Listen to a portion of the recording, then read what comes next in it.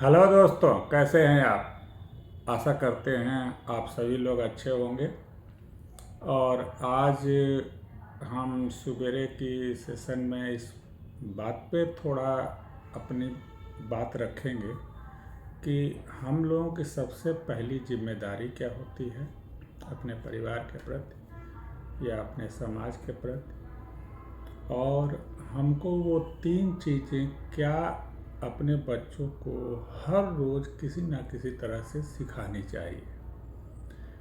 तो आइए बात करते हैं। और बात करने आगे बढ़ने से पहले मैं आप लोगों से गुजारिश करना चाहूँगा कि आप मेरे चैनल को सब्सक्राइब कर लें, क्योंकि जब सब्सक्राइब कर लेंगे तो मैं कोई भी वीडियो जब डालूँगा तो वह आपके ऊपर पहले पहुँच जाएगा, वरना वो यूट्यूब के जंगल में कहीं ना कहीं खो जाएगा और आप उसे पा नहीं पाएंगे। और मेरा अपना उम्मीद होता है कि जब मैं कोई चीज़ बात करूं, जो कोई विचार रखूं, तो वो विचार आप तक पहले जाए। तो ये काम तभी हो पाएगा जब आप उसको सब्सक्राइब कर लेंगे। अगर कोई बात अच्छी लगे जो आपको पसंद आए तो आप उसे लाइक कर दें।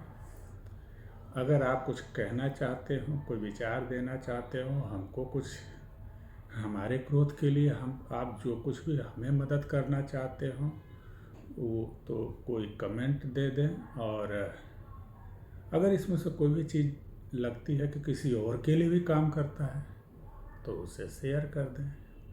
तो subscribe, like, share and comment, ये चार चीज़ें आपकी जिम्मेदारी हैं। चलिए हम वीडियो में आगे बढ़ते हुए हम पहले बात करते हैं कि एक हर एडल्ट ह्यूमन बीइंग का क्या सबसे ज़रूरी चीज़ होता है, जिसे पहली रिस्पॉन्सिबिलिटी होती है जो वह समाज के लिए करता है। और यह खुदा का या कहें हमारे ईश्वर का है, हमारे प्रभु श्री राम का, या हमारे जो भी महादेव का यह आदेश है हर एक व्यक्ति के लिए कि वह इस एक प्रैक्टिस को कम से कम ज़रूर अपनाए। और वह है कि जो अभी छोटे बच्चे हैं, जो अभी ग्रो कर रहे हैं, जो अभी नन्हे मुन्ने हैं, उन्हें जीवन में आगे बढ़ने के लिए कैसे उन्हें प्रेरित किया जाए, कैसे उन्हें उनके माइंडसेट को ठीक किया जाए, और कैसे उनको आगे समाज में बेहतर योगदान देने के लिए तैयार किया जाए। और यह एक ऐसा चीज़ है जो ईश्वर ने कहा है, ईश्वर की एक मंशा है, जैसा कि मैं सोचता हूँ। और ऐसा मैं सोचता हूँ, ऐसा हो सकता है आप इसके खिलाफ सोच सकते हैं, इसमें कोई बात नहीं। हर आदमी मुंडे मुंडे मतिर भिन्ना, तो वो हो सकता है। लेकिन मैं ऐसा मानता हूँ कि एक हर इंसान को इस बात की जिम्मेदारी लेनी चाहिए कि जो नन्हे मुन्ने बच्चे हैं उन्हें इस तरह से सिखाया जाए, इस तरह से उनको डेवलप किया जाए कि वह अपने जीवन में सही रास्ते पर चलते हुए, विकास के पथ पर एक एक सीढ़ी चलते हुए अपने जीवन को सार्थकता दे पाएँ। इसके फाउंडेशन रखने की जिम्मेदारी हम बड़ों की है। तो इस फाउंडेशन के नज़रिए जो मैं तीन चीज़ें कहता हूँ कि सबसे पहले बच्चों को सिखाई जानी चाहिए। फिजिक्स, केमिस्ट्री, जूलॉजी, बॉटनी, ये तो अलग का बात है।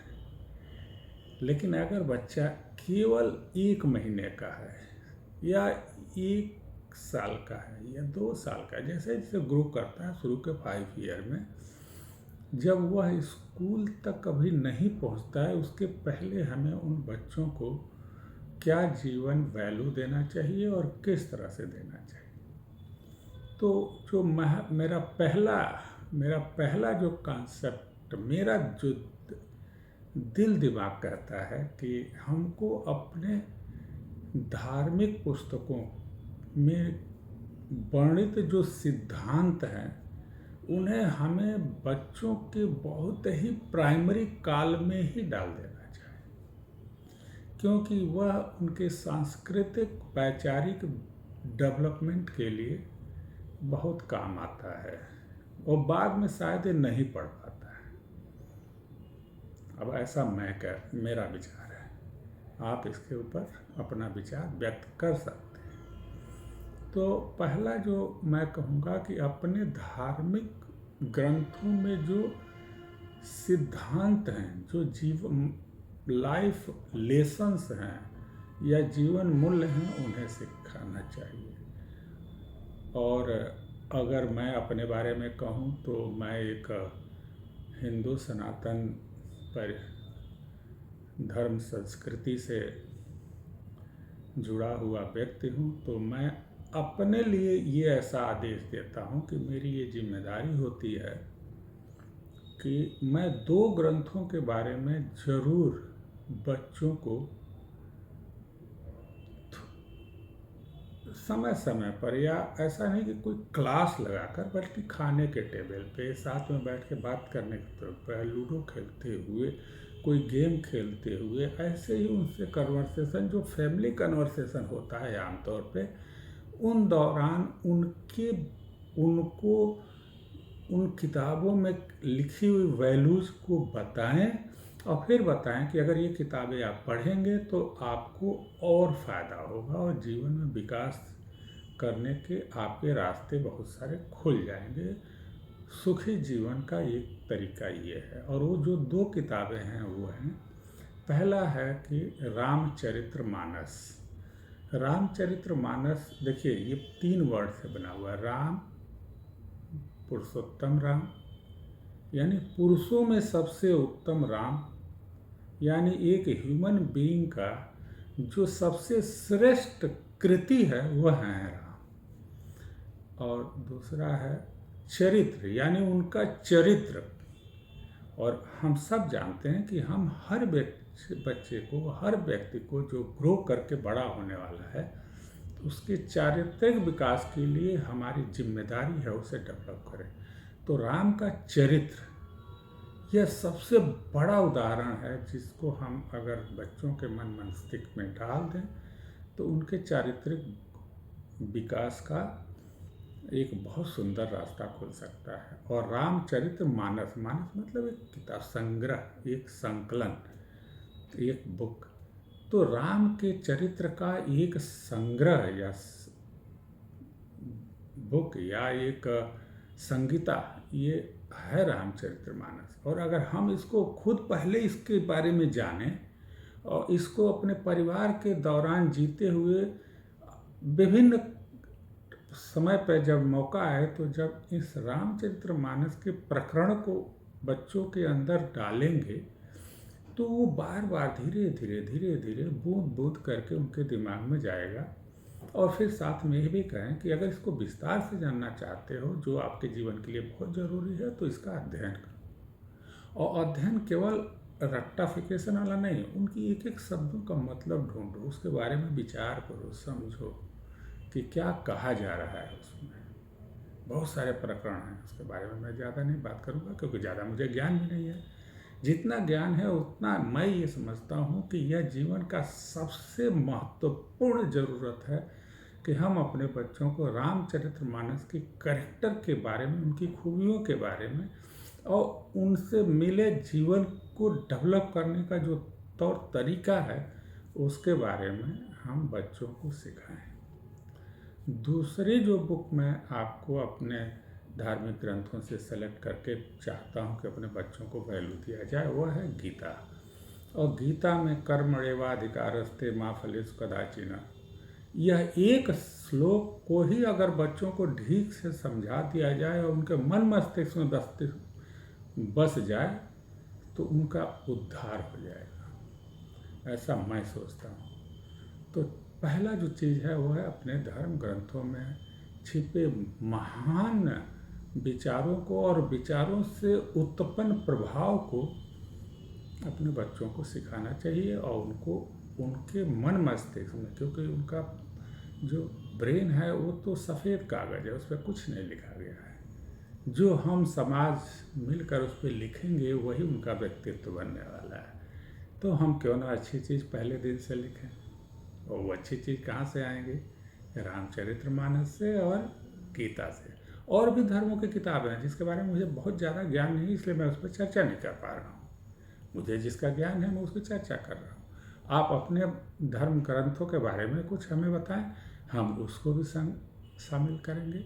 लेकिन यकीनन मैं जो है, मैं चूँकि हिंदू सनातन धर्म से ताल्लुक़ रखता हूँ तो थोड़ा उसके बारे में ज्ञान है, मैं उसके बारे में बात कर रहा हूँ। लेकिन बाकी जितने भी धर्म ग्रंथ हैं उनमें ज़रूर कोई ना कोई पावरफुल चीज़ें होंगी जिनको उनको बच्चों को डालना चाहिए।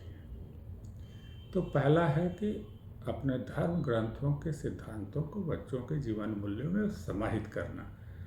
दूसरी जो चीज़ होगी जो बच्चों को सिखाया जाना चाहिए कि उनको पहले दिन से उनको लव एंड रिस्पेक्ट के बारे में समझाएं, क्योंकि लोगों से प्यार करना, लोगों को इज्जत देना, अगर ये पहले दिन से ही बच्चों को समझाया जाए तो वो जो है वो उनके लिए बहुत काम करेगा जब वो बड़े होंगे। तो इनटॉलरेंस को न आने दें। और इसको ऐसे किया जा सकता है कि हम पहले बच्चों को लव एंड रिस्पेक्ट सिखाएं। इसके बारे में सीखना पड़ता है, बड़ों को सीखना पड़ेगा कि किसी को लव का क्या मतलब होता है, उसका प्रेजेंटेशन कैसे होता है उसको।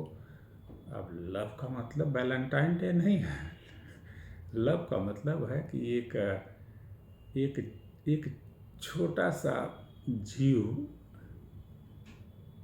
हम कहें तो एक मंकी, बंदर अपने बच्चों से किस तरह से प्यार करता है। वो तो वैलेंटाइन डे नहीं मनाता है, लेकिन लव उसके साथ भी है। देखिए किस तरह से अपने बच्चे को अपनी गोदी में दबाए हुए पेड़ पे उछलता है और बच्चा गिरता नहीं है, और इस तरह से संभाल के रखता है कि वो हजारों फीट, सैकड़ों फीट या यूँ कहें जितना भी पेड़ की ऊंचाई है उसके ऊपर वो कूदता है, बच्चा उससे चिपका रहता है, वो गिरता नहीं है। इसको लव कहते हैं, इसको नेचुरल लव कहते हैं। और रिस्पेक्ट करना सिखाएं। और इसके लिए पहले जो तरीका है कि हमको खुद सीखना पड़ेगा, और अपने को खुद सीख करके तब हमको, जब हम खुद सीख करके इसका प्रेजेंटेशन अपने घर में करेंगे तो बच्चे सीखेंगे और फिर इसका मतलब भी समझाएं। बार बार आपके वोकैबुलरी में प्यार और सम्मान शब्द आते रहना चाहिए। जब बार बार आप प्यार और सम्मान की बातें करेंगे, उसको एडिफाई करेंगे इन दो शब्दों को, तो धीरे धीरे धीरे धीरे बच्चों के मन मस्तिष्क पे इस बात का प्रभाव पड़ेगा, और वो भी जब बड़े होंगे तो दोनों लोगों को लव एंड रिस्पेक्ट देने की उन्हें आदत पड़ जाएगी। और जो तीसरी बात मैं सिखाना चाहूँगा, जो ज़रूरी चीज़ है, वो है सुनने की आदत। जब कोई बात कोई कर रहा हो तो बीच में टोका टाकी न करके उन्हें पूरा सुनने की आदत बच्चों को पहले दिन से डाल देनी चाहिए। जो एक फोकस होकर किसी के शब्दों को ठीक से सुनने के लिए उन्हें बहुत पहले दिन से तैयार करना चाहिए, यानी सुनने की आदत। और इसके लिए आप ऐसा कर सकते हैं कि पहले बच्चों की पूरी बात सुनें। जब आप बच्चों की पूरी बात सुनेंगे, पूरी लंबाई में सुनेंगे और एक टक होकर सुनेंगे, बिना बोले सुनेंगे, बिना टोके सुनेंगे, तो और इस बात के बाद जब उसको आप इस बात की वैल्यू समझाएंगे कि जब कोई बात हो रही हो, कोई बात कर रहा हो, तो बीच में पूरी एकाग्रता से उस बात को सुनी जाए, उसमें बीच में टोका टाकी न किया जाए, बात के अंत तक सुनी जाए, और जब बात समाप्त हो जाए तब अपने विचार दिए जाएं।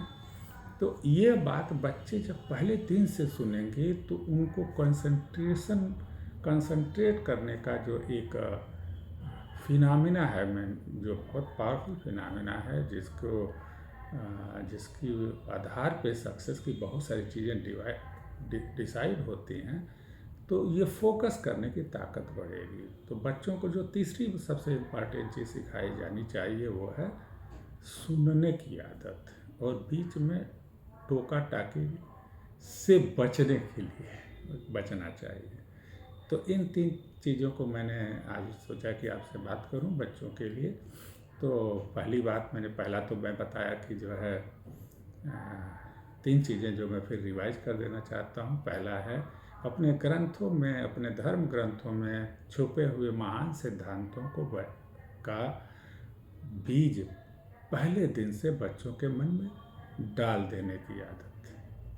दूसरा है लव एंड रिस्पेक्ट की आदत। और तीसरा है एकाग्र होकर सुनने की आदत, बीच में टोका टाकी नहीं करने की आदत। तो इस तरह से 3 चीज़ें मैं चाहता हूँ। मैंने सोचा कि ऐसा होना चाहिए और ये हम बड़ों को सीखना चाहिए, क्योंकि एक्चुअली ये बड़ों के सीखने का मामला है। और जब बड़े सीखेंगे तो बच्चों को सिखाएंगे, क्योंकि जो आप सीखेंगे वही बच्चों को सिखा पाएंगे। तो आइए इसी सब बातों के साथ मैं फिर दोहरा दूं कि आप जो है मेरे चैनल को सब्सक्राइब कर लीजिए, लाइक करिए, कमेंट करिए और शेयर करिए। और इसी के साथ मैं आपसे विदा लेना चाहता हूं। नमस्कार।